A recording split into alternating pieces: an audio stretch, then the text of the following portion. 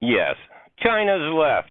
They've left the New World Order, and in fact, I'm almost positive of it, and I've got evidence, and I'm going to tell you what it is, because by the time you watch this video, you'll go, there may be hope for us after all. You know, if there's one thing that I can guarantee you, and if you take a look at, like, good old boys club, they'll come up with a plan. They'll divide out the country. They'll divide out the nation. Nay, they could even divide out the world. And during the process of planning it, everybody will carve up their pieces. And they'll say, okay, you'll get this and you'll get that. And there's huge cooperation because the payout could be huge. But human nature comes into effect because I'll guarantee you, every one of those captains of industry, every one of those, shall we say, elites, have their own plan. And they have their own plan on how they're going to reorganize it to where they get more than what they were promised. So during the planning stages and even during the execution, once we get to the point that the plan is coming together, well, those that are involved start to fall apart. Yes, they start to dissent. Some get kicked out. Some decide that they're going to do it on their own. I'm thinking, and I'm going to cover this, I'm thinking China. I want to talk about China real quick. And before I get into China, and I believe that China has left. They've left the New World Order. I want to talk about this. Let's take Cuomo. Let me give you Cuomo as an example. You know, Governor Cuomo, he was the darling of the Democrats, the darling. And this is going to come into effect because I'm going to explain how this is going to come together with what's happening with China. As a matter of fact, he was bigger than Trump. He knew more about COVID-19 than even Trump.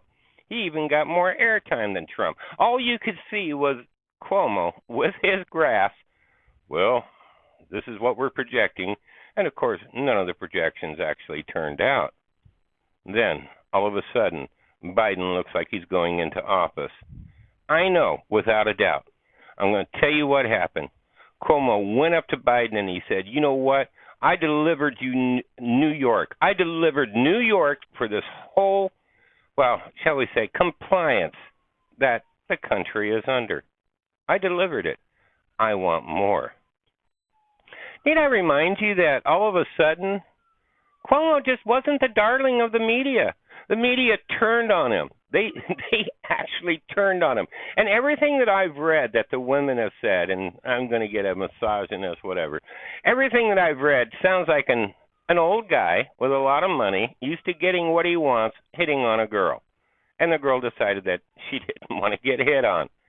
It wasn't really that bad. But the way, I mean, look, guys are going to be guys, girls are going to be girls. It's just the way that it is. It's the world, and you're not going to change it. Old men with a lot of power are going to hit on pretty younger women. That's what they're going to do. That's human nature. And by the way, let's be honest here. Women tend to want to hang around with men with power. That's true too. Okay, so this is just a thought, all right? I mean, it's just a thought. I'm not saying that this is what's happening. I just like to look at maybe alternative scenarios. I want to remind you about I believe it was about 30 years ago, China was invited by the American government, and I don't think they really bribed their way into it because they weren't really rich at the time. But they got into the World Trade Organization. And you really, as a country, you cannot go anywhere without being part of the World Trade Organization first. It's all part of the United Nations, etc. Okay, that's the way that they set it up. So if you're not a member of the World Trade Organization, your country is not going to prosper. It's just not going to. Other countries can't trade with you. It's basically, I'm just putting it down to the nitty-gritty, okay? And I believe that it was actually the captains of industry, the masters of the universe. They saw China. They saw all those billions of people. What are they, like 1.2 billion people there? And they said to themselves, you know what? That's a huge market. And the United States market is almost saturated. The United States and Europe, meaning Western Europe, they've already got everything that we have to sell. We need fresh new markets. and 1.2 billion people is a nice-looking little market there. I believe 30 years ago that was almost 5 times the population of the United States. I believe they went to China. They said, okay, here's the plan. Remember, Bush, I believe, was in office at that particular time. That's George Bush Sr., the man who brought up the terminology New World Order. So they went to China, and they said, hey, China, we're going to invite you in, and we're going to build you up, and then you're going to give us the market. We're going to make you the new United States. We're going to make you the most powerful nation on earth, the richest nation on earth. And you're going to make sure to give us the business, your people. We want to sell to them. And China said, okay. Now, I know many of you are going to be like, yeah, John Masters, what proof do you have? This is all conjecture. Yes, of course it's conjecture, except for one thing. These guys, the globalists, love to tell you what they're going to do before they do it. For instance, in 2009, billionaire George Soros, some of you may have heard of him, called for a new world order led by China. I think this would be the time because you really need to bring China into creation of a new world order. Financial world order. Remember, one money. It's what we want. IMF to be in charge of all of the money throughout the world, said Soros. They're kind of reluctant members of the IMF. They play along, but they don't make much of a contribution because it's not their institution. I believe this might right here be the big point that they're having. Because China wants the yen to be the world money. That's what they want. That's what they've been planning for. That's what they've been working on. So that could be the issue, and this could be why. And I've got some proof as to I think they're out. They play along, but they don't make much of a contribution. Their voting rights are not commensurate to their weight. So I think, in other words, within the IMF, they didn't really have a whole lot of voting power. So good old Soros continued with to their weight. So I think you need a new world order that China has to be a part of the process of creating it. By the way, remember, this was in 2009. And they have to buy in. Remember, George makes money off of the whole new world order. He wants money. They have to buy in. They have to own it in the same way as I said the United States owns the Washington Consensus, the current order. And I think this would be a more stable one where you would have a coordinated policies. In other words, Soros wanted a new world order in which China would replace the U.S. as its leader. This would lead to a more stable world order. And I think that we're already seeing the process of that being done. And this was what one of the things that the big T saw was coming up and was trying to stop. Now, the question is, did they get outed? Did they get ousted? Now, why would I think that? Why would I think that that's a possibility? Well, here, let's take a look at this. In recent years, Soros has been caught splitting a much different narrative about China. And there's some proof behind this, too, by the way, that I believe that they got outed. Okay, they're ousted. According to Yahoo News, Soros claimed in front of an audience on the margins of the World Economic Forum in Davos that China is not the only authoritarian regime in the world, but it is the wealthiest, strongest, and most technologically, I got it, advanced. Where was I? I had to look away there. Sorry, I went. Where was I? World Economic Forum, technologically advanced. This makes Xi Jinping the most dangerous opponent to open societies. Keep in mind, open society is a terminology for the globalist New World Order. Now, one theory is that the coronavirus has just set them back. The world's never going to see them now as the savior of Western imperialism because of the whole coronavirus situation. But I'm going to have to disagree with that because if it did come out of China, That was part of the plan. They already had the cover-up in place. In fact, they've been doing it and been working really, really well up until recently. Well, we're going to get into that. Another theory is that China may simply have decided that it doesn't want to comply with the agenda of the globalists.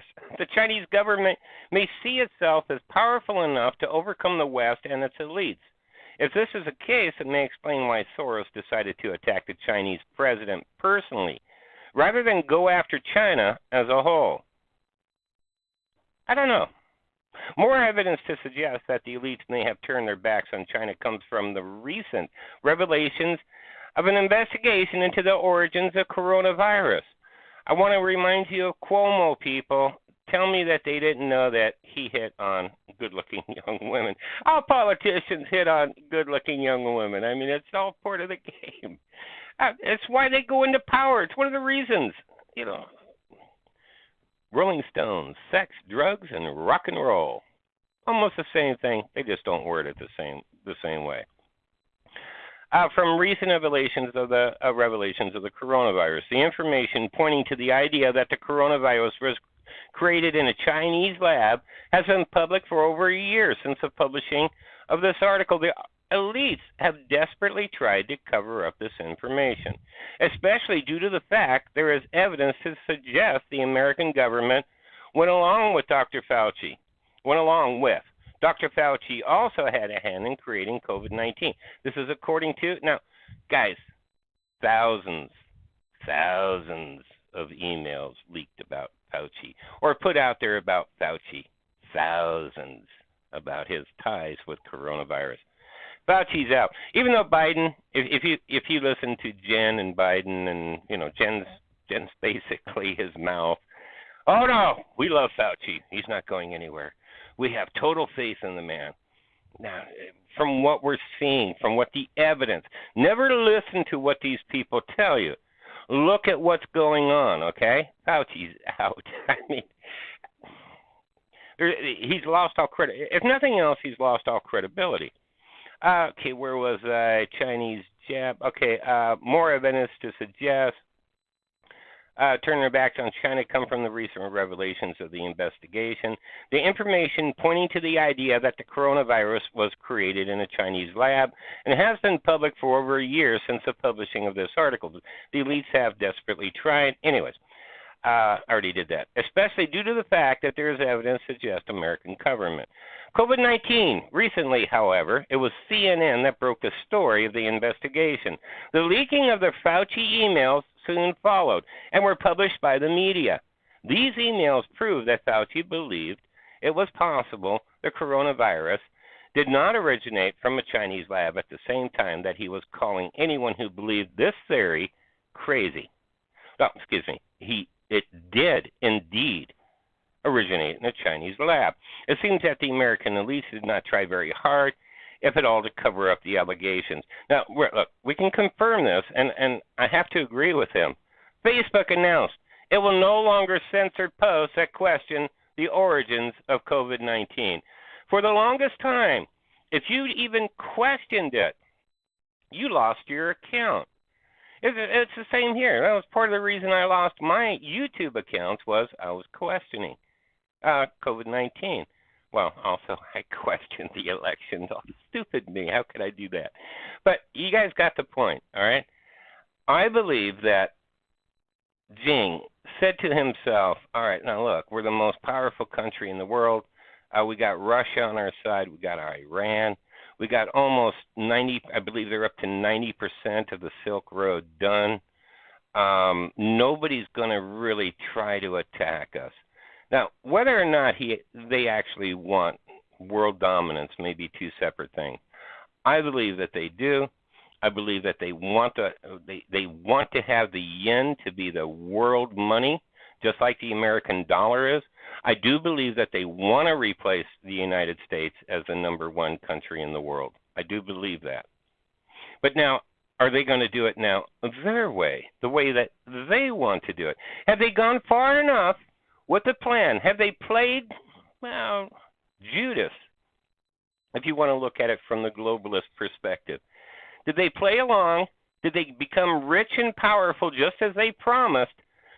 with their promise, of course, to do their part once it's time, and decided that now that it's their time to do their part, they decided that, you know what, maybe we just won't go along with this. This is something to think about. I want you guys to pay attention, and we'll have to see what else happens.